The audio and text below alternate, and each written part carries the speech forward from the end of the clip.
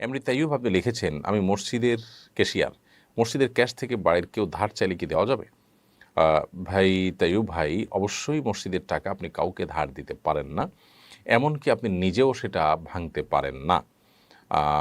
এটি আমানত আপনার কাছে, বিধে আপনি কাউকে টাকা দেওয়ার সুযোগ নেই।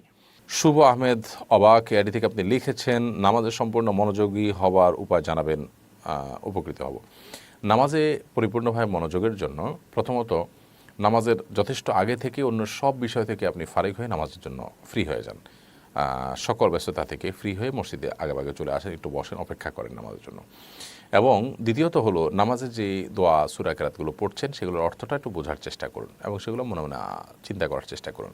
তৃতীয়ত, নামাজের যে রোকনগুলো আছে সেই রোকনগুলোকে যতটুকু সম্ভব একটু লম্বা সময় নিয়ে ধীরে ধীরে ধীরে ধীরে করার চেষ্টা করুন, তাহলে ইনশাআল্লাহ নামাজের ভিতরে মনোযোগ আসবে, আল্লাহ চাহেন তো। চলন হারিয়ে যায় আইডি থেকে লিখেছেন, ফজরের নামাজ মাঝে মাঝে কাজা হয়ে যায়, অনেক চেষ্টা করার পরও এর থেকে মুক্তি পাচ্ছি না, আমার করণীয় কি? ফজরের নামাজ মাঝে মধ্যে যদি কাজা হয়ে যায় তাহলে সেক্ষেত্রে এর থেকে মুক্তি পাওয়ার উপায় হলো রাতে তাড়াতাড়ি শোয়া। এসার পর দেরি না করে দ্রুততার সাথে শুয়ে পড়বেন, যত দ্রুততার সাথে শোবেন ফজর নামাজ পড়াটা তত আপনার জন্য সহজ হবে, এটি হলো মূল করণীয়। আপনি এভাবে যদি অভ্যাস বানিয়ে ফেলেন এবং রাতে তাড়াতাড়ি শোয়ার জন্য মোবাইল থেকে অনেক আগে আপনাকে দূরে সরে যেতে হবে, সন্ধ্যার পর থেকে মোবাইল টিভি বন্ধ করে দেবেন, তাতে কিছু ক্ষতি হলেও হোক, কিন্তু আপনি অভ্যাস করে নিলে আপনার স্বাস্থ্যের জন্য এটি ভালো এবং ফজর নামাজ যাতে কাজা না হয় সেটার জন্য এটা ভালো এবং সহায়ক আমল। সেই সাথে ফজর নামাজ যারা পড়েন আশপাশের তাদেরকে আপনার মোবাইল নম্বর দিয়ে তাদেরকে ফোনে আপনাকে কল দিয়ে উঠাই দিতে বলেন এবং ডেকে দিতে বলেন, বিভিন্নভাবে আপনি যখন চেষ্টা করবেন ইনশাআল্লাহ এটা কঠিন কোনো বিষয় নয়।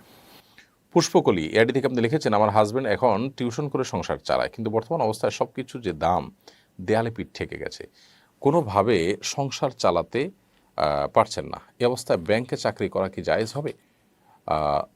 দেখুন, শুধু ব্যাংকে চাকরি করা কোনো অবস্থাতে জায়েজ হবে না। কষ্ট হচ্ছে, এতে কোনো সন্দেহ নাই। দেশের আর্থিক যে অবস্থা সেটা ভয়াবহ থেকে ভয়াবহতর। তো এরকম পরিস্থিতিতে আমরা সবরের সর্বোচ্চ পরাকাষ্ঠা প্রদর্শন করব, নিজেদের ব্যয় ভারকে কমানোর যত রাস্তা আছে সবগুলো অবলম্বন করব।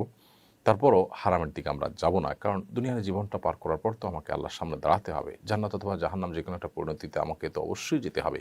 অতএব আমি সুদের বিনিময়ে যদি জাহান্নামকে বেছে নিতে হয়, সেটা অবশ্যই আমার জন্য খুব করুণ পরিণতির কথা, করুণ দৃশ্যের কথা, সে খুবই বাজে ঠিকানার কথা। বিধায় সেটাকে কোনো মানুষ গ্রহণ করতে পারে না। বিধায় সর্বোচ্চ চেষ্টা করে হলে হারাম থেকে আপনাকে বেঁচে থাকার চেষ্টা করতে হবে।